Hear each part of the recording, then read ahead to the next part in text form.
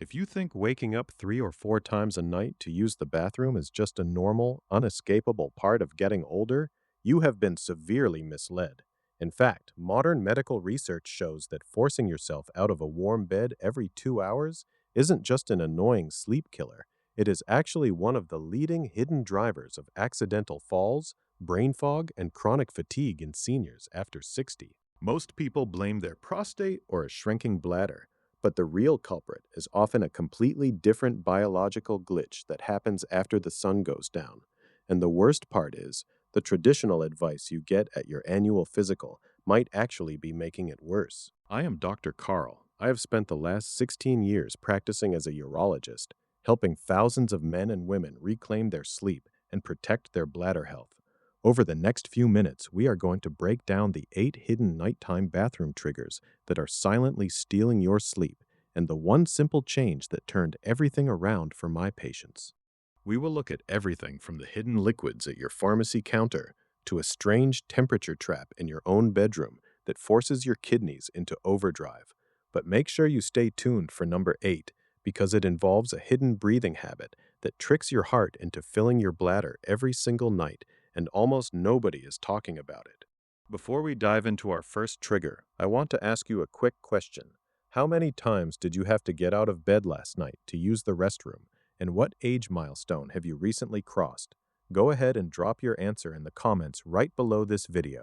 I read every single comment personally, and your real-world experiences directly shape the health topics I cover in these videos next. Our very first trigger is the evening sodium spike. Many seniors enjoy a nice, hearty dinner, but high-sodium foods or heavy meals eaten late in the evening act like a sponge inside your body. They draw massive amounts of water into your bloodstream to dilute the salt. Then, when you finally lie down to sleep, your body attempts to balance things out by filtering all that extra fluid right through your kidneys. Research from the American Urological Association suggests a strong link between high dietary sodium intake and increased nighttime urination. To counter this, try to make your evening meals your lightest, lowest sodium options of the day, preferably finishing up by 6 in the evening. Of course, you should always discuss any major dietary changes with your doctor if you are managing conditions like high blood pressure. Next up is a phenomenon I call the legs up fluid shift. If you spend your days sitting at a desk, riding in a golf cart, or relaxing in a chair, gravity naturally pulls fluids down into your lower legs and ankles throughout the day. It is a very common issue as we get older. When you finally climb into bed and lie completely flat, gravity stops working against you. All that pooled fluid suddenly rushes back into your circulatory system, heading straight for your heart and your kidneys, which immediately go to work creating urine. A Mayo Clinic review highlights how this fluid redistribution is a primary driver of nighttime waking. The fix for this is incredibly simple. Elevate your legs above the level of your heart for 30 minutes in the late afternoon while you read or watch the news. This allows your body to process that fluid while you are still awake, leaving it in the toilet before you ever tuck yourself in for the night. The third trigger is the late-night herbal tea illusion. Many of my patients tell me they switched from coffee to decaf or herbal teas like chamomile or dandelion in the evenings, thinking they were doing their bladder a favor. However, many doctors are seeing that even decaf beverages contain trace amounts of caffeine and specific chemical compounds that act as natural diuretics, actively stimulating the bladder lining. A study published in the Journal of Urology notes that even mild bladder irritants can trigger sudden, involuntary contractions at night. Try switching your evening comfort drink to plain, room temperature water, and make sure you establish a firm cutoff for all liquids at least 3 hours before your head hits the pillow. Our fourth trigger is the bedroom temperature drop. It is a common habit to turn the thermostat way down at night to save on energy or get cozy under the blankets. But when your bedroom environment gets too chilly, your body undergoes a process called cold-induced diuresis. To keep your core warm, your blood vessels constrict, which slightly raises your central blood pressure. Your body responds to this pressure spike by signaling the kidneys to remove fluid, resulting in a full bladder just a few hours after you fall asleep. Some studies suggest that maintaining a stable, moderate room temperature can significantly reduce this response. Try keeping your bedroom a few degrees warmer, or wear a pair of warm socks to bed to keep your extremities insulated and prevent that internal fluid shift. Let's take a very quick pause right here. If what we are discussing is starting to connect the dots for your own nightly routine, please take a brief second to tap that like button. It really helps this information reach more seniors who are struggling to get a good night's rest. And while you are down there, tell me, have you ever noticed your nighttime trips getting worse during the winter months or when the AC is blasting? Let me know in the comments. Moving on to our fifth trigger, which is the over-the-counter sleep aid trap. It is incredibly common for active retirees to take over-the-counter nighttime pain relievers or allergy medications to help them fall asleep. What many don't realize is that these medications frequently contain antihistamines with strong anticholinergic properties. In plain terms, they relax the bladder muscle a bit too much, which can prevent your bladder from emptying completely when you go to the bathroom. This leads to urinary retention, meaning you leave the bathroom with a partially full bladder, only to wake up an hour later needing to go again. A conversation to have with your doctor at your next visit is whether any of your nighttime over-the-counter habits are inadvertently causing this retention cycle. Our sixth trigger is the just-in-case pee habit.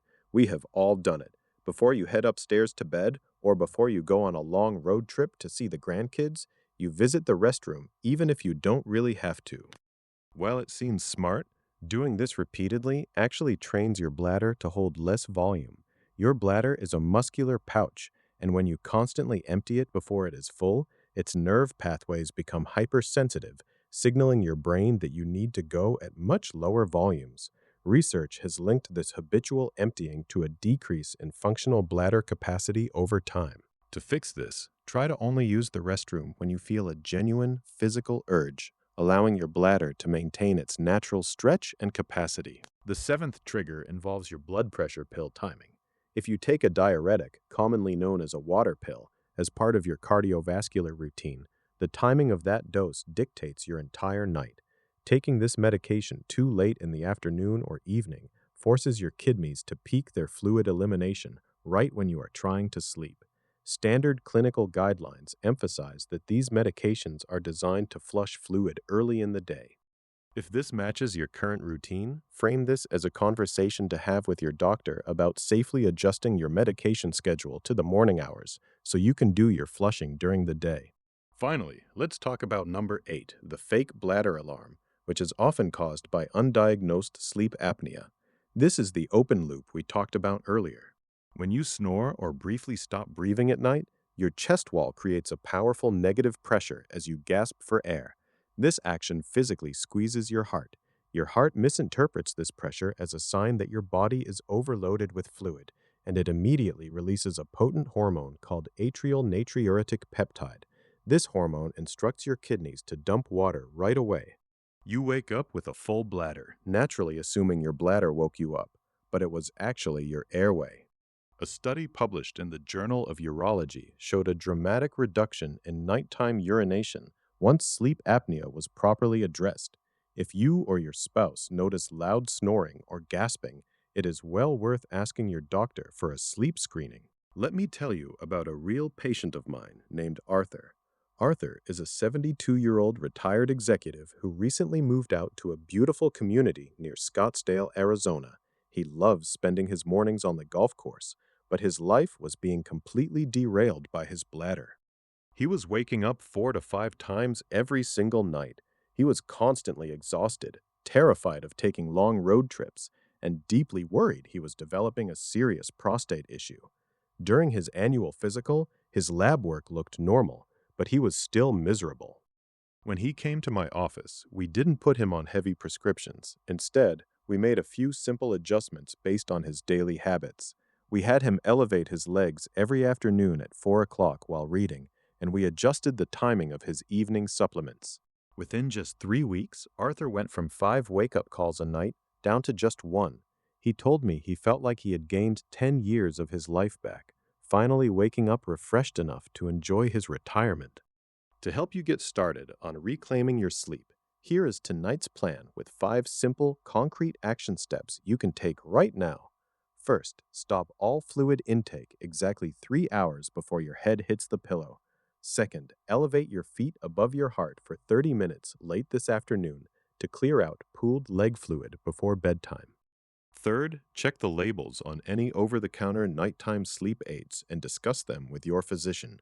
Fourth, keep your bedroom at a steady, comfortable temperature so your body doesn't experience cold induced fluid shifts.